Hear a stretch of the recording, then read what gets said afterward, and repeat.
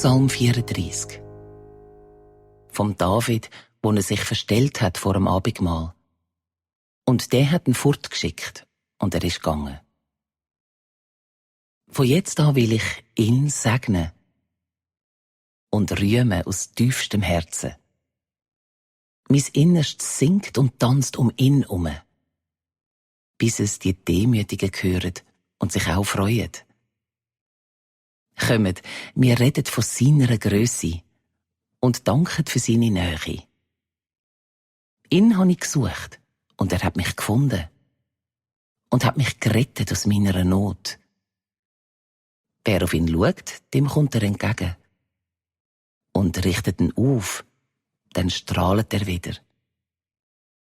Und wer ist der Ärmste von allen, wo ruft ihn, er würde schon hören auf ihn und würde ihm helfen aus seiner Not. Ein Engel von ihm begleitet seinen Freund. Der bleibt in der Nähe, um ihn zu retten. Da sieht man's und spürt man's, wie gut dass er's meint.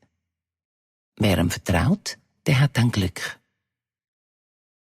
Ja, ihr, wo heilig und kostbar sind, in seinen Augen ehret ihn auch, dann mangelt er nichts. Auch Leute müssen öppe Hunger haben. Wer ihn aber sucht, dem mangelt nie nichts. So, ihr Jungen, hört mir zu. Ich will euch Ehrfurcht lehren vor ihm. Wer von euch möchte gern das Leben lang geniessen und Gutes erfahren dabei? Der soll die Zunge meistern lehren, dass sie nicht lügt und nicht trügt. Der soll das Böse tapfer vermeiden und das Gute finden in allem. Den Frieden suchen, bis er ihn hat. Seine Augen sehen dich bewerten. Er hört's, wenn's ihm rufen. Aber der Böse steht er im Weg. Streicht's durch, dass niemand es denkt. Wenn aber Gerechtigkeit ruft zu ihm, hört er's und kommt sich retten. Wer an seinem Leben zerbricht und verzweifelt, dem ist er nahe und zeigt ihm einen Ausweg.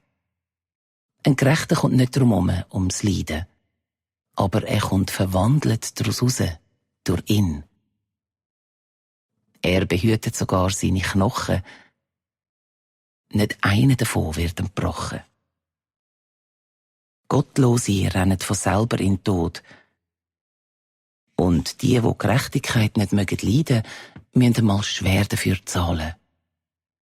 Aber ein Freund, der ihm vertraut, muss gar nicht büssen. Der wird erlöst.